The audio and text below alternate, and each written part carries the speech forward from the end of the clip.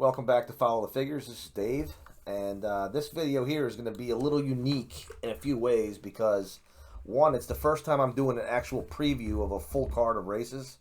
I'm going to be previewing actually 9 of the 10 races from Saratoga tomorrow, which will be July 16, 2022. Now, if you look at the card here, I found a way to make all except for the first race playable.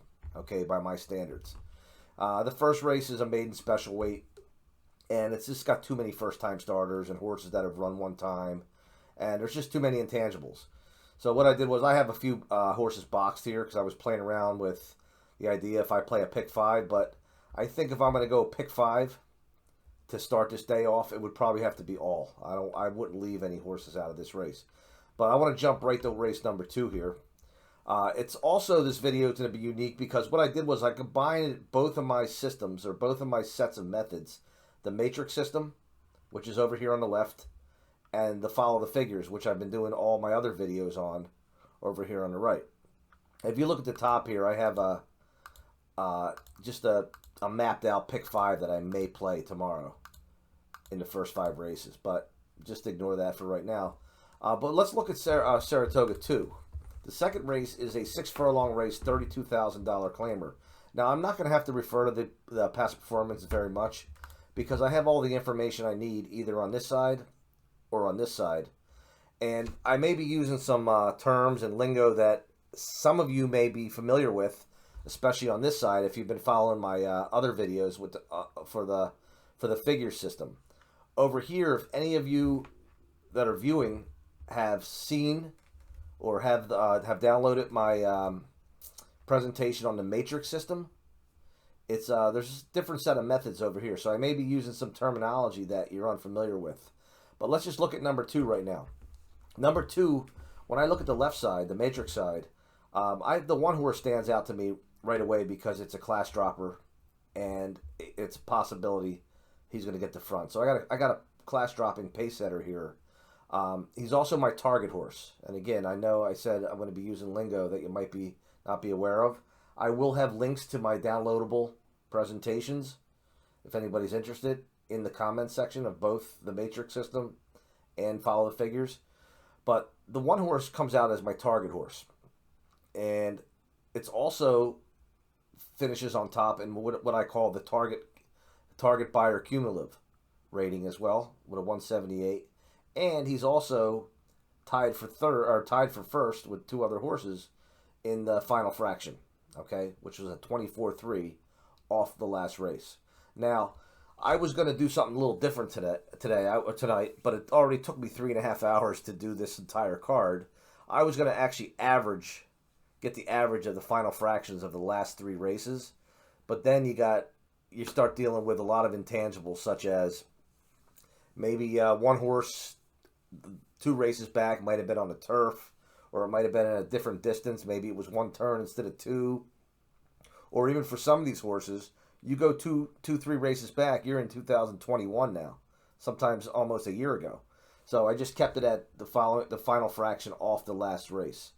And then when you look at the figure side, I'm not going to go over all these here, but if you can see where the paint job is in the blue are the top, and the yellows are the also eligibles, finishing second and third. But our top point getter over here total is the 2 horse. Okay, so the 2 horse is not only just because he's the top point getter, but he's finishing on top in a lot of these columns here as well. Okay, the late speed column is the same as the final fraction column, except it's converted to a rating. Okay, over here I just have the raw fraction of a 24-3. Here I have it converted to a rating, so that the formulas in the grid can just do their job and not have to worry about converting it themselves. So my selections here, I still stuck with my target horse. 1, because he's my target, and 2, because he's a dropping pace setter. But my selections for race number 1 are the 1, 2, 3, and the 6. And if you look at race number 2, the 1, Remain Anonymous. It's a little chalky. The first of my 2 selections, 5-2, 2-1, and then I have the 3 and the 6, which are 5-1, and 9-2. So we're probably looking at the top 4 choices here in the first race. But I try to stay away from that. But at the same time, when the factors point me in that direction, I just have to go in that direction. Okay, race 3 is a mile 16th on the inner turf, and it's a maiden race. Okay, it's a maiden $88,000 maiden special weight, and there were a few races here that I really had to dig deep to find them playable, because I had mentioned in a few other of my videos, it's very easy for me to just pass up a race if there's too many intangibles. And this was one of the races that I thought maybe not, might have been later on. There's a few horses in this race that don't have either. I threw the 8 out because there's no turf experience there whatsoever. It's moving up in class. I threw the 9 horse out because obviously it's a main track only. If it happens to be sloppy tomorrow, which I hope it isn't, because I did spend 3.5 hours handicapping, I wouldn't play it anyway. But let's take a look at the third race. The third race, our target horse is the 6 horse. Okay, in the matrix side. Okay, the 6 horse figures as my target horse, my ability horse, and also the target buyer cumulative as well, and falling just behind, just by a 1/5 of a second in final fraction behind the 3. So the 6 horse is a total standout on the matrix side, the matrix system side of the chart here. Now, if I look at the figure side, the standout over here is, as far as the blue and top numbers go, is the 2 horse. Okay, we have the 577 total, best average in the last 3, tied with the 1, and he also figures on top by a lot in variable number 1, which is a cumulative of the best buyer on the year and the best buyer on today's surface. And then we have a few down here that make sense as well, including my top selection from over here. So in race 3, I went with the 6274. And if you look at morning line, the 6 horse is a 5-1 morning line. The 2 horse is actually a long shot. Okay, the 2 horse is listed at a 20-1 morning line. And that's what I like to see. I like to see when I'm finished my numbers. I like to see this, okay? Because it happens. Okay, some people might look at that and go, you don't have a shot with that. But you know what? All the stars aligned, and all of a sudden you look like a genius when you pull out a horse such as this one here. And then we have the 7 and the 4. The 7 horse, Bernardino, is 6-1. And then the 4 horse is actually our favorite, which is my 4th choice, is at 2-1. Okay? So that's race number 3. Go to race 4. Race 4 is 6 furlong, another maiden race. Okay, a cheap claimer. Cheap for Saratoga standards. It's a $20,000 maiden claiming. That's 6 furlongs. And right here I have again a dropping pace setter, class dropping pace setter. He is the favorite, the morning line favorite in the race, 8-5, heavy favorite he will be. But that's just what I want to see if I'm playing a sequence such as the pick 5. I'm going to single that horse, the 1 horse, in race number 4, which is Actualize. But let's just look at this a little deeper at this race. There wasn't much I could do here. The 1 pretty much ran the table here as far as all the columns in both the matrix side and the figure side. And then I had to use my also eligibles down here of the 7 horse, the 6 horse, which is actually coming up with its best final fraction off of its last race. That's why I put it as my 2nd choice. But my choices in that race are the 1, 6, 7, and 2. But my main focus is going to be on this 1 if I decide to play this pick 5 here. I'm not going to want to see an upset in this race. Okay, the 5th race. Moving right along here. The 5th race is actually a mile 16th on the turf, 35,000 claimer, non-winners of 2 lifetime. And in race 5, I've tossed 2 horses here, the 3 and the 8. And I'm not really going to go over why I tossed them for the sake of the video length. But again, on the matrix side, the 5 horse comes out as my target horse and my ability horse. Okay? And once again, if those that are interested in knowing what that means and how to figure that out, all these numbers are done by hand. Okay, over here I should say. Over here, they're if you watch my other videos, you know that they're taken right from the past performances. Okay, the buyers or the time form figures, depending on which type of PP I'm using on that particular day. These here are, or I should say, Trackmaster, not time form. These here are actually calculated, okay, off of final times of particular races and adjusted for lengths behind, the same way I do the final fractions, okay? I take the raw fractions and I adjust them based on lengths gained and lengths lost. But the 5 horse right now is my target and ability horse. The 10 horse finishes on top in the target buyer cumulative, which is another calculation that's done. And then the final fraction, the top final fraction horse, is the 6 horse. So this was kind of all over the place. If I were only using the matrix system right now to handicap this race, I don't want to say I'd be lost, but at the same time, I'd be using the 5 on top anyway.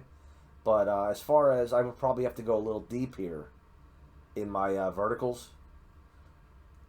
Over here, though, it starts to make a little more sense for me, okay?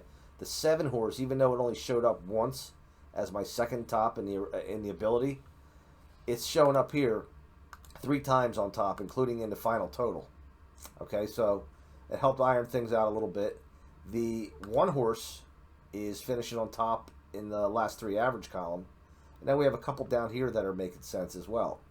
So what I did was I came up with a 5-7 110 as my top 4.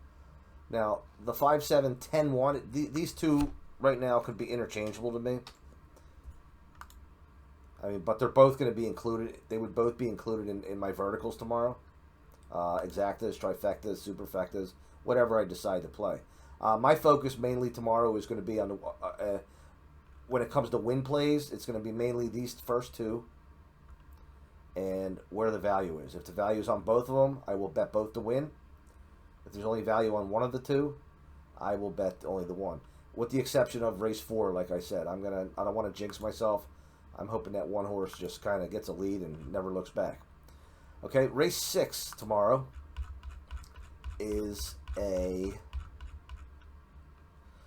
mile 16th, once again on the inner turf, and it's an optional claimer, 45,000.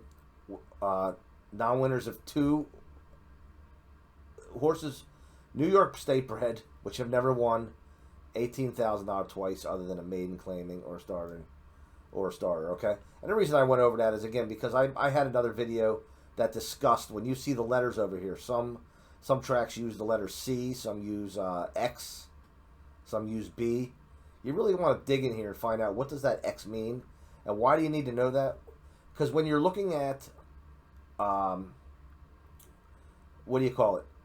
Classes of races and levels, you want to see, okay, if you saw a 3X over here, and what I did was, now that I'm glad I'm bringing this up to you, because I'm looking at this, and this really is not a drop down, even though it's an 80,000 allowance, it could be, but when you look at condition wise, it's not really a drop down, because this is a non-winners of 2X, and here's a non-winners of 1X, but for this purpose, since I already have it labeled, I'm going to leave it as a class dropper and see what happens here. So race 6, that 1 horse I was just talking about is actually my target and ability horse. The 9 horse comes out as the top target buyer cumulative, and the best final fraction by 1/5 of a second is coming from the 6 horse. Okay, so right now on the matrix side, the 1 would be my top play, but again, I would kind of be all over the place as far as what do I put underneath, because the 2, the 3, the 6, the 7, and the 9 all show up. So I go over to the figures, and it kind of helps paint a better picture for me. The 9 horse is really showing up here in every column, and 3 times on top in 3 of the columns, including the highest point getter. And then we have a few others showing up in here as well. The 7 horse, which I have labeled as my pace setter. I have the 5 horse, It's a turn move. And this 2 I also have labeled as my pace setter as well, because their past halves that they've set on the lead have been so close to one another that either one of them could get the lead and the other one could back off and just kind of slip behind and just press the pace. So my selections in race number 6 are the 9, 1, 7, 2. And if we look at the morning lines on them, we got the 9s, a 4 to 1. We got Irad for Chad Brown, which is always a good combination. 9, 1, 12 to 1. 4, 8 to 1 morning line, and a 2, 12 to 1. So we have some possible boomers in there behind that 9 horse. Okay, race number 7. Race number 7 is a mile and 1/8, 25,000 non-winners of 3 claimer. If we look at number 7, target horse the 3, ability horse the 3, and then the 2 has the best target buyer cumulative and the top final fraction. So really, when you look at the top numbers, the blue, it paints a picture, a 2-horse picture here. But however, we do have the other ones following up underneath for 2nd and 3rd. So let's take a look over here on the figure side, and the figures all of a sudden make this 9 a qualifier as well, because of the top 2 here. It's the top point getter. But then we're also backed up here with the 1, the 2, and the 3 is also backed up over here by showing up multiple times as well. The only horse that is really not showing up, actually there's no horse that's really not showing up. Okay, if we favor this side, we may come up with a different set of 4 qualifiers that we would be if we favored this side over here. But what I did was I narrowed it down to 3, 2, 9, and a 4. And if I were playing a horizontal, this would probably be a race that I'd go pretty deep in. All right, the fact that I cannot look at any of these horses based on my results here and scratch them out, okay, because they're all showing up somewhere. I guess if I had to get rid of one, it would probably be the 7 horse, because he's the only one that doesn't really show up over here on the figure side, and he's just and also eligible over here. But let's take a look at the odds on those. 3, 2, 9, and 4. Race 7. The 3 is a 7 to 2 shot, Jose, for Jeremiah Englehart. The 2nd was a 2, 6 to 1. 7 is a 15 to 1 morning line, and a 4 horse. Oh, no. What are we doing here? 3, 2, 9, 4. 3. Okay, I got confused here. Both Ortizes are 7 to 2. 3, 2, forget the 7. I didn't have the 7. The 9, 10 to 1. Morning line, and the 4. Okay? Race number 8. We're almost done. Race number 8 brings us to our first stakes race of the day, which is a non-graded 150,000. It's the Coronation Cup Stakes, and it's being run at 5.5 furlongs on the turf. Now, this was a race that I looked at, and I was thinking about passing it. And if you look carefully, you'll see why. No turf. Once on the turf. 2 5-furlong races, which I don't like unless today's a 5 furlong. No turf. However, the 5 horse, I was going to scratch him out anyway, but I wanted to see how he figured once I did everything. The 7 horse, 2 lifetime. That's it. 2022 was on the main track. I have to go back to almost a year ago to take a look at a turf race at 5.5 furlongs. And the 9 horse again. No turf. One time back in August of 21. And then we have the 11 horse. One time out. So I was very close to just tossing this race. But I said, let's see how things go. I had to manipulate things a little bit as far as coming up with the numbers. But let's take a look at it. The 7 horse stands out for me in 3 of the 4 categories on the matrix side. It's my target, my ability, and my target buyer cumulative. Now, normally that would be an automatic play for me, but because of the so many intangibles like I just talked about, let's take a look at the 7. The 7 horse is coming out with those numbers simply because there's only 2 races I have to go by, okay? And one of them wasn't on the turf, and he happened to run very well, wire to wire. So his numbers are going to come up high for me there. So I got to look at that horse with a little bit of a grain of salt. I do have him second, but I may want to switch these up. But again, the horses I have underneath are going to be used anyway. So whether I move the 7 here, this is more of a novelty as far as who I like in what order. But the 9 horse, if you look at the figure side, the 9 horse kind of just stands out for me all across the board. Every single column on the figure side, the 9 horse has finished it on top. And then the 1 horse too. The 1 horse, along with the 9, is the top final fraction. Okay? If you notice, it's a 21-2 when it's adjusted based on lengths gained, and which comes out to a 113. So my selections here, in fact, I'm going to move this right now. I'm going to make it a 9-1-7, and then I threw the 8 in there as my 4th choice in that race. Okay? 9-1-7-8. And if we look at odds there, we got Gaffleone on the 9. And the 9 is 15-1 morning line.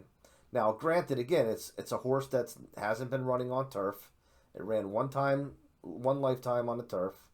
Had the lead, okay, had interest there, and then it fell out of the race. But again, this is where your money's made. Okay, a lot of people might pass this race, say, or throw this horse out and say, I'm not going to use him because there's so many horses with turf experience in here. And then you get a jockey like Tyler, comes out tomorrow, puts this horse in a good spot, and wins at a price. So I'm going to stick with that as my top selection. 9, 1. 8-1 on the 1. Again, no turf. But who knows? Something happened. The worst that could happen is I don't hit the race. The 7. Another one of these intangible horses that I talked about. And 2. Look at this. 20-1. Okay? So I'm just going where my grids are pointing me in that direction. Now, the 3 horse could very well, 3-1 morning line, when I rad for Wesley Ward, could very well, and probably very well, would come out and win this race tomorrow. But again, the worst that can happen is I lose the race. I'm not looking to hit 10 out of 10 races anyway. I just want to hit a few that's going to help me make a profit and give me a nice return on my investment. Okay, the race number 9 is a mile on the inner turf, and it's a grade 3. The Forbidden Apple, grade 3. And let's take a quick look at it. The 6 horse, coming off the turn move, is my target horse. And it's also my target buyer cumulative. And then we have 2 horses here that are tied for top final fraction. And when we get a route race on the turf, I lean more on this.